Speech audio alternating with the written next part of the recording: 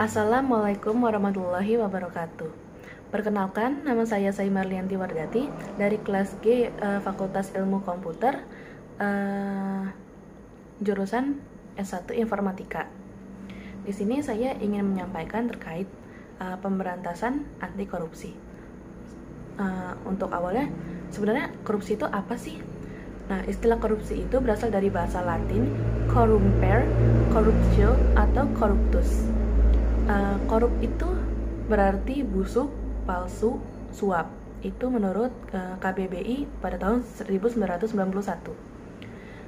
Menurut Kamus Hukum pada tahun 2002, korup sendiri berarti suka menerima uang sogok atau uang suap, menyelewengkan uang atau barang milik perusahaan atau negara, menerima uang dengan menggunakan jabatan untuk kepentingan pribadi. Bisa dibilang egois ya.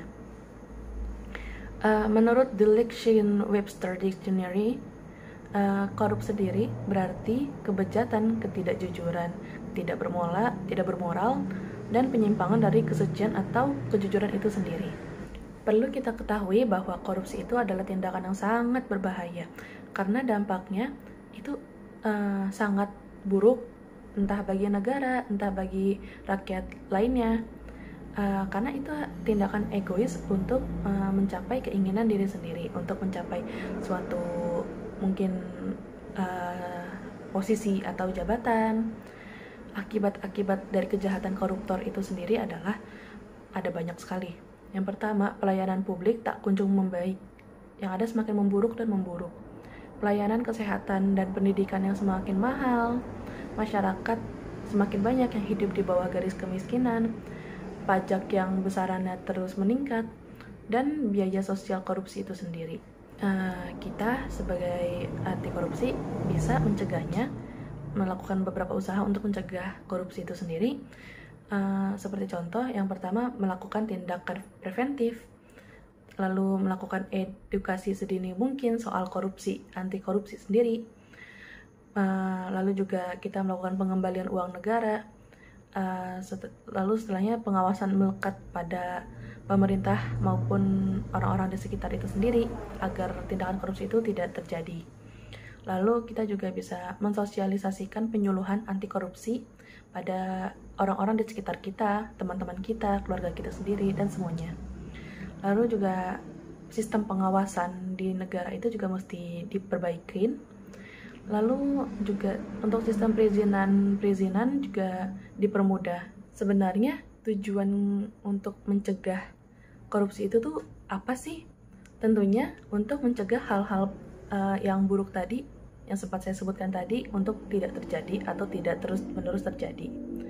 Lalu juga tujuan akhirnya salah satunya menghapus segala bentuk korupsi dalam rangka menunjang terwujudnya good governance atau pemerintah yang semakin membaik.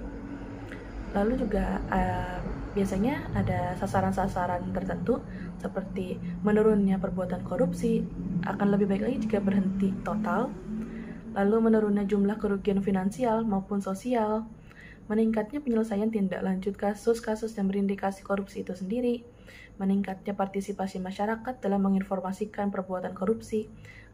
Untuk sampai di saat ini masih banyak ya yang takut untuk menginformasikan kejadian-kejadian korupsi, entah sekecil apapun itu di sekitarnya. Lalu juga terwujudnya sistem pengelolaan yang memiliki daya tangkal terhadap praktik-praktik korupsi serta lebih efisien dalam menjalankan tugas, fungsi, dan wewenangnya. Sekarang kita membahas bentuk-bentuk tindak pidana korupsi itu sendiri.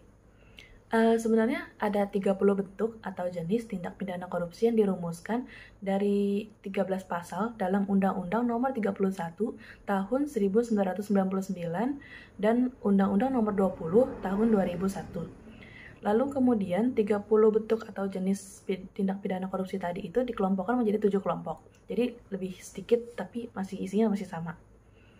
Ya, 7 kelompok itu terdiri dari kerugian keuangan negara, suap menyuap, penggelapan dalam jabatan, pemerasan, perbuatan curang atau yang tidak adil, benturan kepentingan dalam pengadaan, dan gratifikasi.